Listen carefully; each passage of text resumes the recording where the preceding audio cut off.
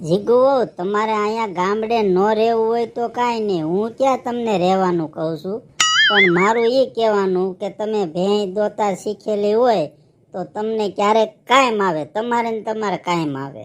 પણ મમ્મીજી તમે એક વાતમાં સમજતા કેમ નથી? મારે શીખવાની કઈ જરૂર જ નથી, તો હું કામ શીખું? પણ એમ નહીં જીગુ, એક વખત તું ટ્રાય માર તો તને વાંધો શું આવે? તને ખબર પડે ભેંસ કેમ દોવાય, કેમ આસળ પકડાય, કેમ દૂધ આવે. તમને કઈ ભાષામાં સમજાવું જીગર? શુદ્ધ ગુજરાતીમાં કહું છું, મારે શીખવી જ નથી બેન, તો હું તમ માં દીકરો બે મારી વાહે પડી ગયા છો. પપ્પા બેને સમજાવો ની, મારી તો વાહે પડી ગયા. એમ નહીં, તું સમજશો કે નથી સમજતી? હોવને ભેંસ દોતા નથી શીખવું તો હું કામ તો એની હારે બળજબરી કરીશો? તને હું કવિ મગજમાં આવે છે, હું ના પાડું છું, નથી શીખવાડી હોવને ભેંસ દોતા, તો હું કામ તો એની વાહે પડી ગઈ છો? હું એની વાહે કાંઈ નથી પડી ગઈ, એને ન શીખવી હોય તો હવે હું નહીં કહું, પણ આ તો આવડતું હોય ને ત્યારે 5-15 દી આવ્યો હોય તો દોવા થાય એટલે હું કહેતી હતી. બાકી મારે કાંઈ એવું નથી કે વહુને બળજબરીથી ભેંસ દોતા શીખવાડું. અને વધારે તો હું એટલે કહેતી હતી કે અહીંયા સુરતમાં રહે ને બાઈઓ બેઠી હોય તો આપણે ખેડૂના દીકરા વર્ષોથી આપણે પહેલેથી ભેહું રાખી, વાતું થાય તો જીગું હોય કહી શકે ને કે નાના મેં ભેંસ દોઈતી, મને ભેંસ દોતા આવડે એમ. મમ્મીજી એવું મારે કોઈ બાયું નથી કેવું કે મને ભેંસ દોતા આવડે ને ઓલું આવડે ને ઓલું આવડે ને. જીગુ હું તને એમ કહું કે આપણે અહીંયા જેદી કાયમિક માટે રહેવાનું થાય તેથી તું ભેંસ નહીં રાખ. કેમ અહીંયા કાયમિક માટે રહેવાનું થાય? તમારો મતલબ શું છે? મતલબ કાંઈ નથી, અત્યારે બાથી કામ થાય છે, કાલ સવારે કામ થતું બંધ થઈ જાય તેથી શું કરવાનું?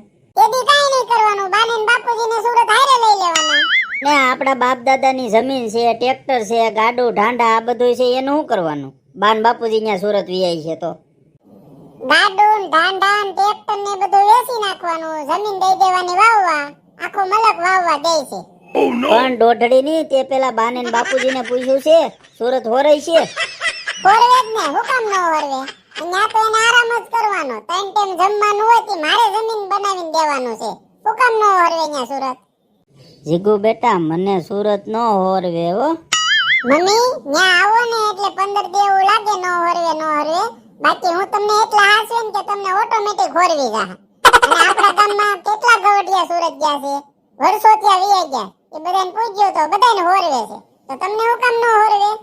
બટા એ ઘોકડા જેવા મકાનમાં રહેવું, મારો તો ત્યાં શ્વાસ મૂંઝાય, ત્યાં ક્યાંય પવન નહીં લાગે નહીં, એવા તો બધે મકાન હોય, ત્યાં મને હસોડું ન હોરવે હો.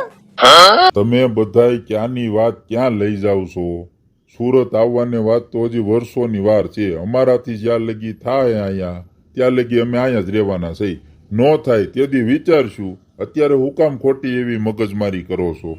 બાપુજી એમાં મગજમારીની વાત જ નથી, આ 25 વીઘા જમીન છે, અમે સુરત વિયાવી તો આ કોકને વાવવા દે ખડદાન થઈ જાય, એના કરતા અમે દોય ખેતી કરીએ, શાંતિથી રહીને તમને હાસઈએ. આખો મલક વાવવા જમીન દે છે, એ બધાની જમીન હું ખડદાન થઈ ગઈ, અને બાને ને બાપુજીને હાસવાની વાત કરો છો, તો અહીંયા સુરત આવે તો હું નહીં હાસું. હવે તમે બધા એ વાત જવા દો, ખોટી મગજમારી કરો માં. જીગર તમે બે હવે જાઓ ઘરે અને રસોઈની તૈયારી કરો. અમે હું તાર બા બે હમણાં ભેંસ દોઈને ઘરે આવીએ છીએ. ખોટી મગજમારી કરો. હાલ તું ભેંસ દોવાની તૈયારી કર, હું નીણ લઈ આવીને નાખું છું. હાલ. હા જીગુ તમે ઘેરે જાઓ અને રસોઈ મળો બનાવવા, ત્યાં અમે ભેંસ દોઈને આવી છીએ. અને જીગુ બેટા મારી વાતનું ખોટું નહીં લગાડતા, તો આપણો બાપ દાદાનો ધંધો અને વર્ષોથી આપણે પેઢીઓની પેઢીઓ વહી ગઈ ભેહું રાખતા, એટલે મેં તમને કીધું ભેંસ દોતા શીખી લ્યો, બાકી મારો કોઈ બીજો એવો ઈરાદો નહોતો.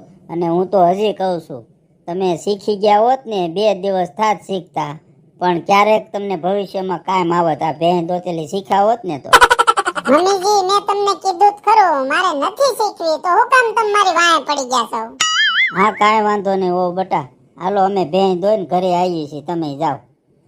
મારી આવી ડોસી વાહે પડી ગઈ, એક ને એક જ વાત, ભેંસ દોતા શીખો, ભેંસ દોતા શીખો. અહીંયા ઊભું રહેવું મને ગમતું નથી, એમાં ભેંસ ક્યાં દોય? હું એકલી બડબડ છો? કાંઈ એકલી નથી બડબડતી. બાન બાપુજી હતા તો હું તમે બાની હારે સડી ગયા હતા, ભેંસ દોતા શીખી લે, ભેંસ દોતા શીખી લે, અને પાછા તેમ કહેતા હતા આપણે દેહમાં વીએ છો, બાથી કામ નહીં થાય તો એમ. હું હસોડી દેહમાં નથી આવવાની. તમારા બાન બાપુજી હતા સસોડા મારી માથે ચડી ગયા લે. હું તો જીગુ તને ખાલી કેતો તો શીખેલું કાયમ આવે. નથી મારે શીખવું, 1000 વખત તો કીધું, સમજણ નથી પડતી. પછી પાછા તમે ને તમે કહો છો જીગુ મારે રે બાયધા કરે ને ખોટી મગજમારી કર્યા કરે ને. મગજમારી ન કરો તે હું કરું? એકની એક વાત લઈને માં દીકરો બે પકડીને બેહી ગયા તા. બેન દોતા શીખી લે, બેન દોતા શીખી લે. મારે તમારે નો બાંધવું હોય ને તો બધાઈ જાય, તમે કરો જ છો એવું. બસ બસ હવે ખોટી મગજમારી કરીમાં હાલું ગાડી વાળું છું અને આપણે જાય ઘરે. કેમ ઉભા રહ્યો ને? હાસુ કીધું ભી પડી. તમે મને મોઢામાં આંગળી નાખીને બોલાવો એમ છો. હા, શ્વાસ લેવામાં તકલીફ પડે છે. એમાં બેન દોતા જતી તંબોરામાંથી શીખું. પાછા તો વાહે પડી ગયા. બેન દોતા શીખ, બેન દોતા શીખ. હેલો દોસ્તો, કેમ છો? મજામાં? હું તમારી જીગુડી. દોસ્તો, વિડિયો સારો લાગ્યો હોય તો લાઈક કરજો અને બધા લોકો સુધી શેર કરજો. પ્લીઝ વિડિયો કેવો લાગ્યો કમેન્ટમાં જરૂર કહેજો. આ દોસ્તો તમારા સપોર્ટની જરૂર છે. પ્લીઝ વિડિયોને બધા લોકો સુધી શેર કરજો. નવા હોય તો મારી ચેનલને સબસ્ક્રાઇબ કરવાનું ભૂલતા નહીં. મળી હવે આગળના વિડિયોમાં. આવજો બધા. જય શ્રી કૃષ્ણ, જય માતાજી.